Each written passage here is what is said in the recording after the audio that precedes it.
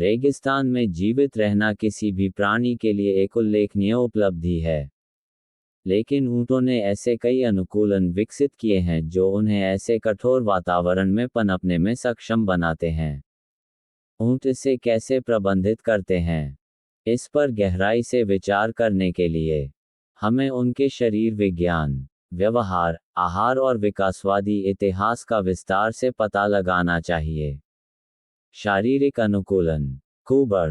लोकप्रिय धारणा के विपरीत, ऊंट की पीठ पर कुबड़ पानी के भंडार नहीं है, इसके बजाय वे वसा जमा करते हैं, जो ऊर्जा भंडार के रूप में कार्य करता है।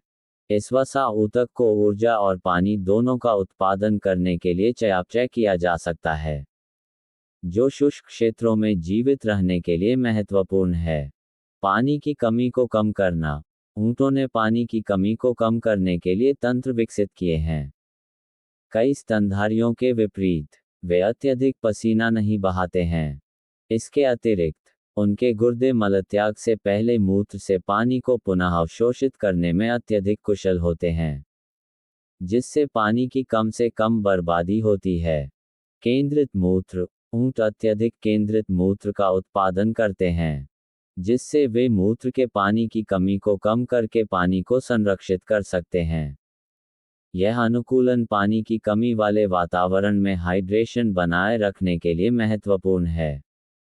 मोटा फर। ऊंटों के पास फर का एक मोटा कोट होता है जो अत्यधिक तापमान के खिलाफ इंसुलेशन प्रदान करता है, उन्हें दिन के दौरान चिलचिलाती धूप से बचाता है और ठंडी रेगिस्तानी रातों के दौरान शरीर की गर्मी बनाए रखता है।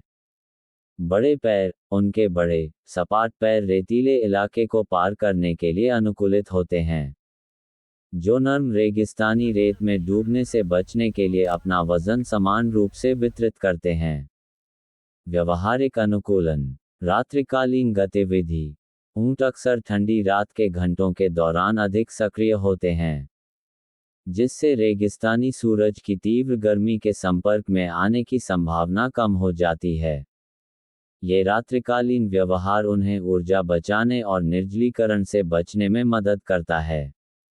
दिन के दौरान आराम करना। दिन के सबसे गर्म हिस्से से बचने के लिए ऊंट आमतौर पर छाया और आराम की तलाश करते हैं। चरम तापमान के दौरान शारीरिक गतिविधि कम करके वे ऊर्जा बचाते हैं और पसीने के माध्यम से पानी की हानि को कम करते हैं।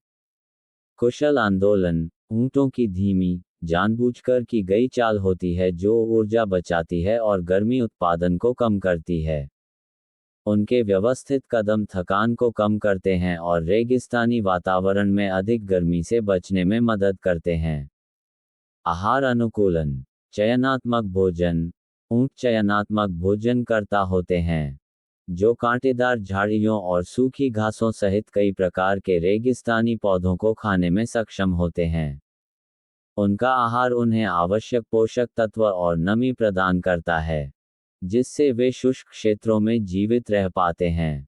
कांटे खाने की क्षमता। ऊंटों ने मुंह की विशेष शारीरिक रचना विकसित की है जो उन्हें अपने मुंह को चोट पहुंचाए बिना कांटेदार वनस्पति खाने की अनुमति देती है।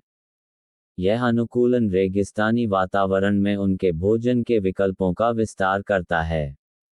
विकासवादी इतिहास। लाखों वर्षों के विकासवादी परिशोधन के कारण ऊंट रेगिस्तानी जीवन के लिए अच्छी तरह से अनुकूलित हैं। उनके पूर्वज लगभग 45 मिलियन वर्ष पहले उत्तरी अमेरिका में उत्पन्न हुए थे और अंततः एशिया और अफ्रीका के शुष्क क्षेत्रों सहित दुनिया के अन्य भागों में चले गए।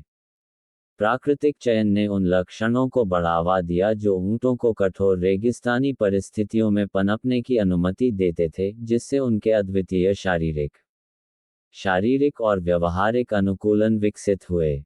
निष्कर्ष में, रेगिस्तान में जीवित रहने की ऊंटों की क्षमता सहस्राब्दियों से विकसित उनके उल्लेखनीय अनुकूलन का प्रमाण है। शारीरिक, व्यवहारिक और आहार संबंधी रणनीतियों को मिलाकर ऊंटों ने पृथ्वी पर सबसे अधिक दुर्गम वातावरण में जीवन जीने में महारत हासिल की है। उनकी लचीलापन और बहुमुखी प्रतिभा उन्हें दुनिया भर में रेगिस्तानी पारिस्थितिकी तंत्र का प्रतिष्ठित प्रतीक बनाती है।